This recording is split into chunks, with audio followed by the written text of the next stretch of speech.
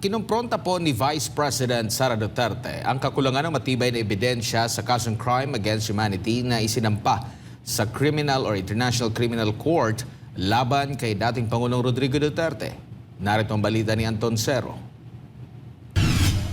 Questionable ayon kay Vice President Sara Duterte ang 181 pieces of evidence na ipinasa ng prosecution team sa depensa na anya ay malayong-malayo sa umano'y libo-libong bilang ng mga biktima na paulit-ulit na ibinabalita sa mga nakalipas na taon. Ibinahagi ng prosecution team sa defense team ni dating Pangulong Rodrigo Duterte ang unang set ng umano'y ebidensya kaugnay sa kasong crimes against humanity na isinampa laban sa dating Pangulo sa International Criminal Court. Ayon sa dokumento na inilathala ng website ng ICC, nasa 181 ebidensya ang isiniwalat ng prosekusyon. Pero kinuwestiyon ni Vice President Sara Duterte ang inilabas na nasabing ebidensya ng prosekusyon kaugnay sa kasong crimes against humanity na isinampa laban kay dating Pangulong Duterte. 181 pieces of evidence at sinasabi nila libo-libo. This is a case of crimes against humanity.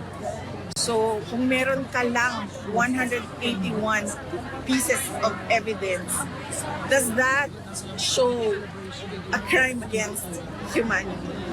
Dagdag pa niya, maaring ang kaso sa ICC ay hindi nagugat sa bigat ng ebidensya, kundi sa paulit-ulit na pagbabalita ng media tungkol sa umano'y libo-libong napatay sa war on drugs.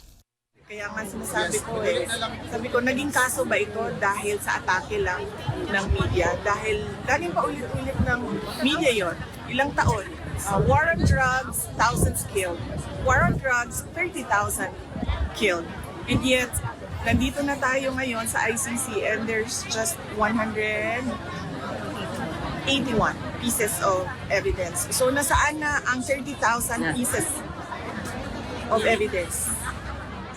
Giit ni Duterte, wala umanong kahit isang kasong isinampa sa Pilipinas laban sa kanyang ama kaugnay sa isyo. Kaya't hindi makatarungan ang kasong isinampa sa ICC, lalo na para sa isang 80 taong gulang na dating Pangulo.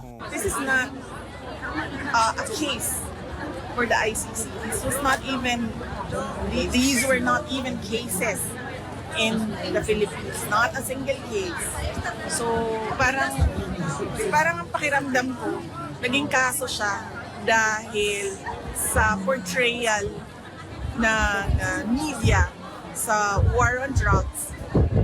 And that was just the title noong trabaho ng gobyerno na pugsain ang illegal na droga sa loob ng kanyang bayan.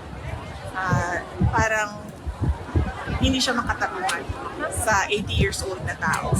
Bilang tugon naman sa pahayag ng ICC na kahit isang pagkamatay ay sapat na upang ituring na crimes against humanity, mariing tinutulan ni VP Duterte ito.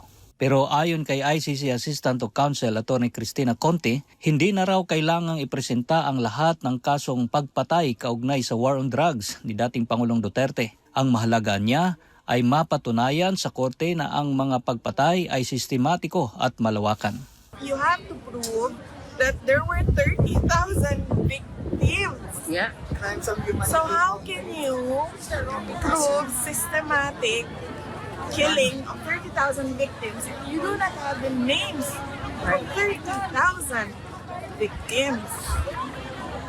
So really, truly, wala naman kaming magawa sa media, pero nakikita ko talaga sa lahat ng articles, war on drugs killing thousands, and yet we have 181 pieces of evidence, and we don't even have 50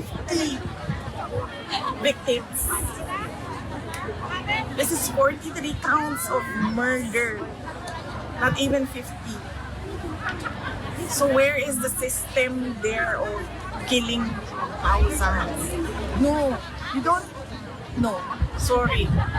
Bobo yung abogado nila. Mula dito sa The Hague, Netherlands, ako si Anton Cero, ang inyong Global Citizen Correspondent, SMNI News.